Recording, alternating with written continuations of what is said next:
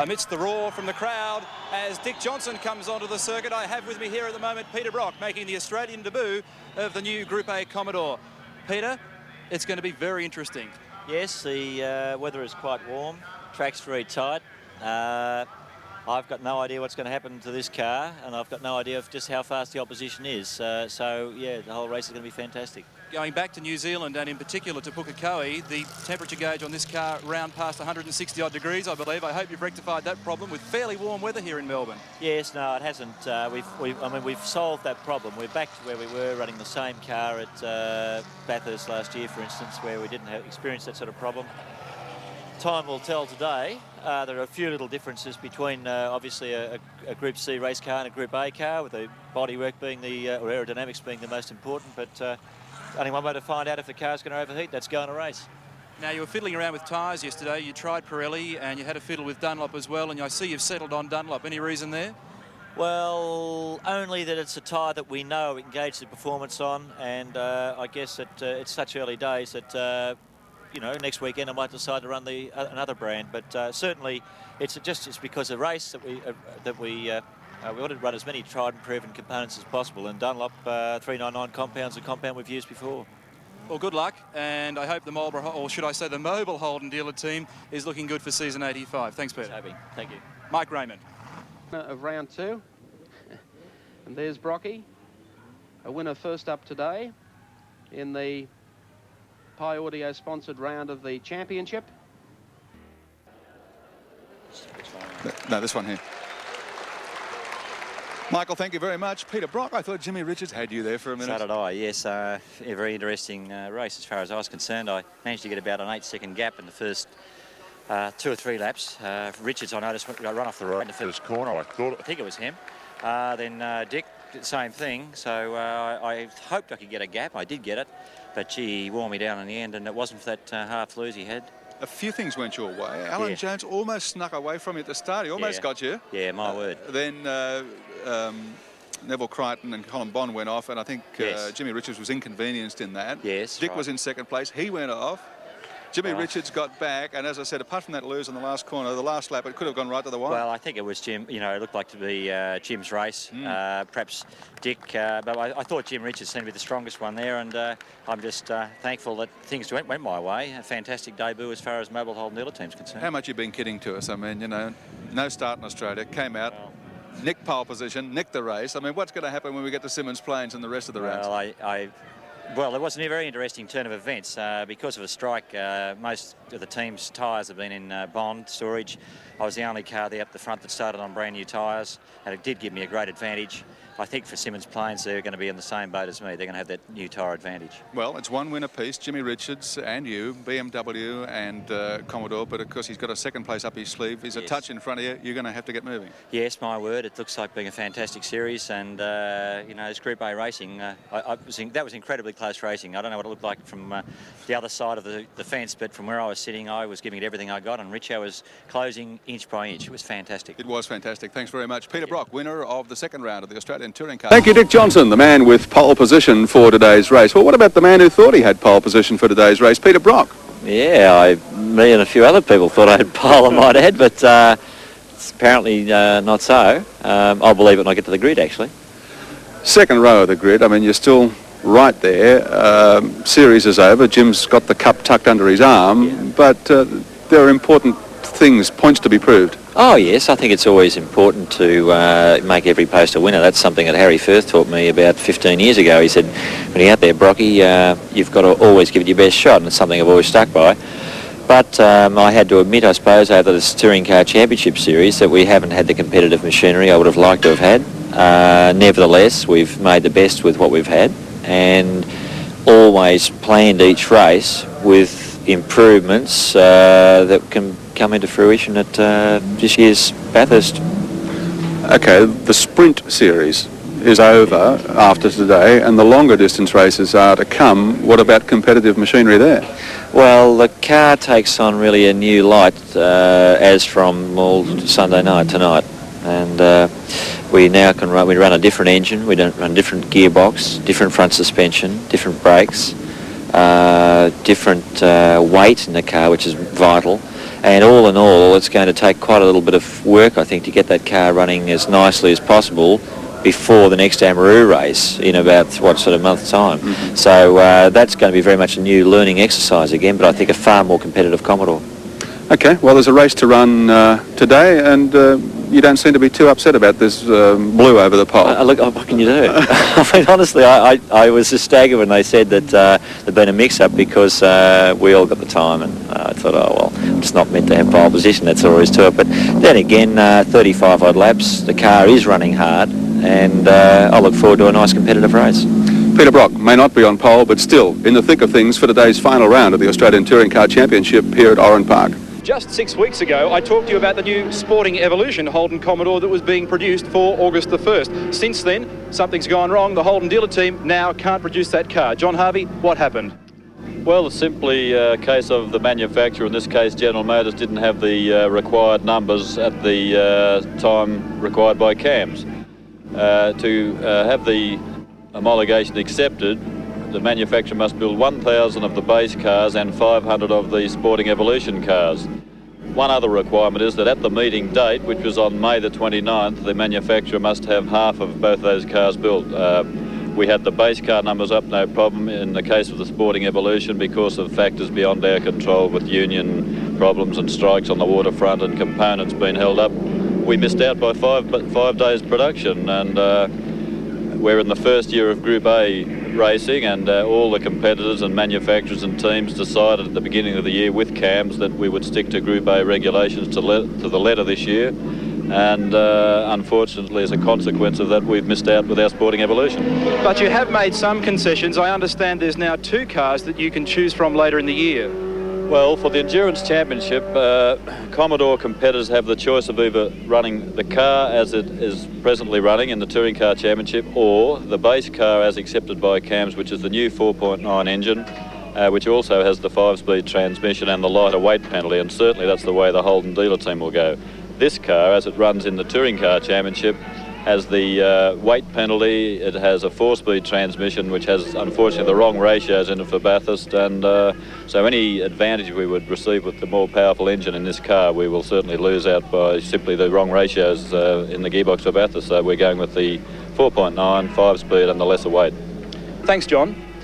So whilst the Holden dealer team and Commodore users commiserate, the champagne corks are popping in the other camps. I don't think I'd like a 24-hour race every year at Bathurst, but it's a one-off. I think it's excellent. It's a real challenge from the technical reliability point of view, and it could end up a very surprising result. Absolutely fantastic. I mean, 6.5 hours or whatever isn't enough, and 24 hours is just going to be 4 times as good. In fact, I can't wait for that starting flag to race.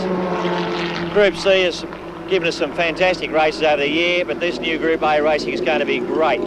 Group C, of course, was the end of an era. Johnson to see if he can put some pressure on. There's Larry Perkins with some problems in the pit area for a tyre change.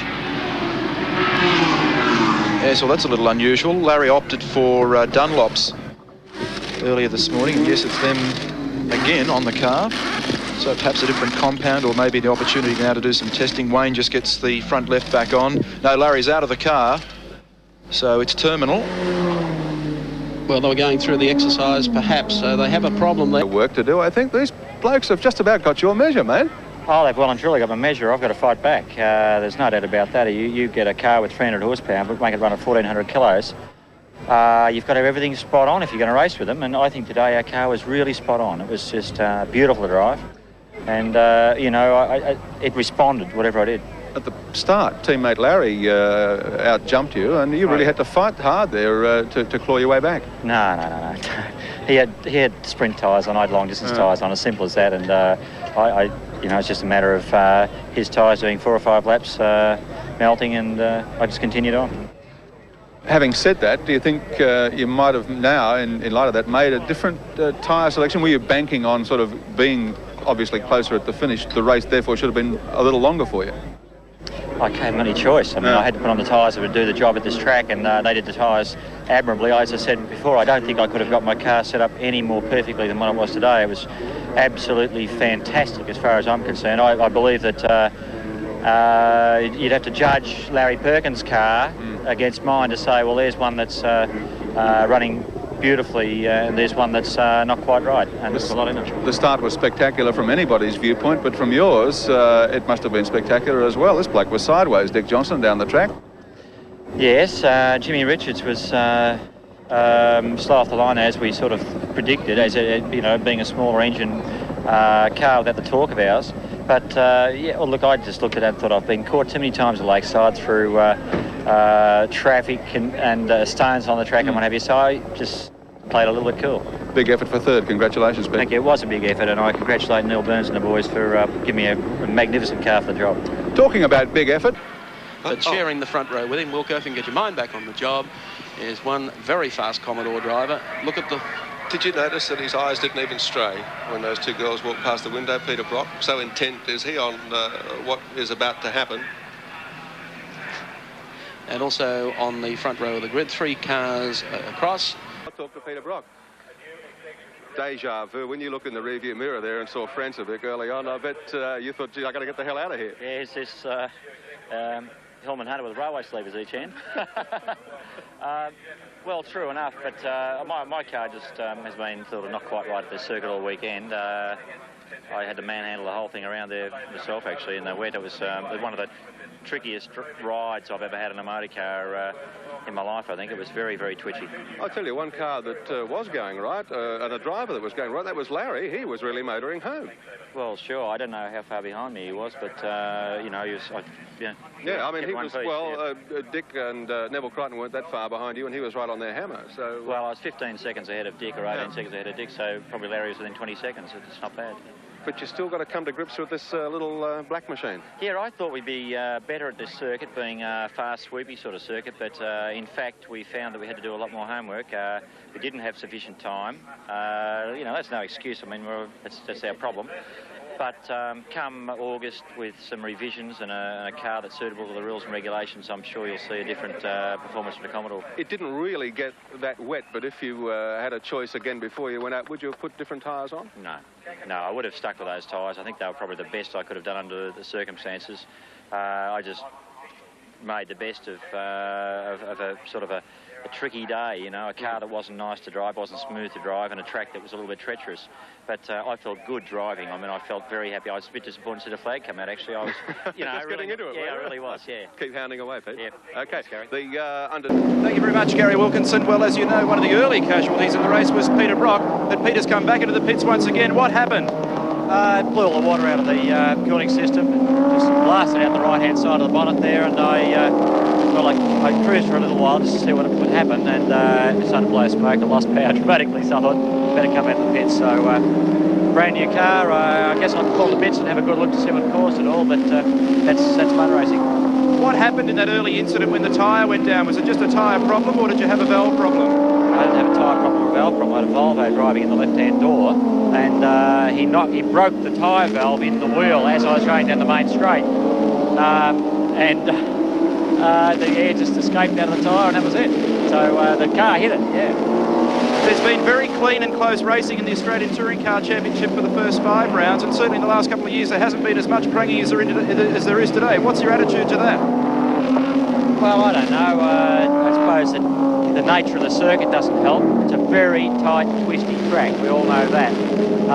Passing chances are limited to a couple of areas, so drivers get a bit desperate, a bit hot under the collar. I don't know how Robbie drives. I guess we're finding out. You know, that's all in motor racing. I've got no real feelings one way or the other. I think it was Sandown or somewhere he probably wouldn't find as much going on, or Bathurst you wouldn't find that sort of thing going on. There's room to move. John Harvey doing well in the 05 car. Yeah, he's hanging in there. He's just sort of doing about 50 dead. He's got the car set up very much the same way we've had it over the last 2 meetings, and it's proving to be pretty good today, actually. Thanks, Peter. Best of luck next round. So Peter Brock out of round 6 of the Australian Touring Car Championship. You can see Mania's arm already out the window, had it up there. Rear end of that BMW, Peter. Sorry? You're sick of the side of the rear end of that car? BMW, yeah, it's something which I don't intend to put up with much longer. I think I'll probably have to put up with it for a few more races, but gee, our car's getting very good, and we hung in there today on lap times that, well, consistency was probably our biggest asset. I noticed Dick was falling behind ever so slightly as the race went on. And Dick hit me a couple of times. He apologised for afterwards, but because of the new bumper bars on these late model cars, not a scratch. Yeah, he was telling us that on race cam, that he'd given you a gentle nudge or two unintentionally. Yeah, well, that's... Well, he said Dick. mostly unintentional, I think he said. No, he's not a bad bloke, Dick. Anyway, it was a very good race from where I sat. I don't know what the viewers thought, but thoroughly enjoyable as far as I was concerned. I mentioned the pace of the race to Jim, and of course, as the season unwinds, you're going to have to run at that pace. I mean, on and on forever. Well, will the cars take it? Yeah, I think that's an endurance pace, to be honest. I was lapping at 61 dead in the opening laps, and I did 61.3 in the closing lap. So it's excellent consistency, and I think that the long distance records are going to be broken by these Group A cars. I want to get this public apology on record from Dick Johnson about this gentle nudge, but he's engrossed in another conversation at the moment. And I mean, 40 years of age from Eltham in Victoria, 19 years in racing, winner of Bathurst, 72, 5, 8, 80, 82, 83 and 84. That's incredible. 3 years the Australian Touring Car Champion, 9 times the winner of the Sandown Enduro, and of course one of his great claims to fame was the Round Australia Trial.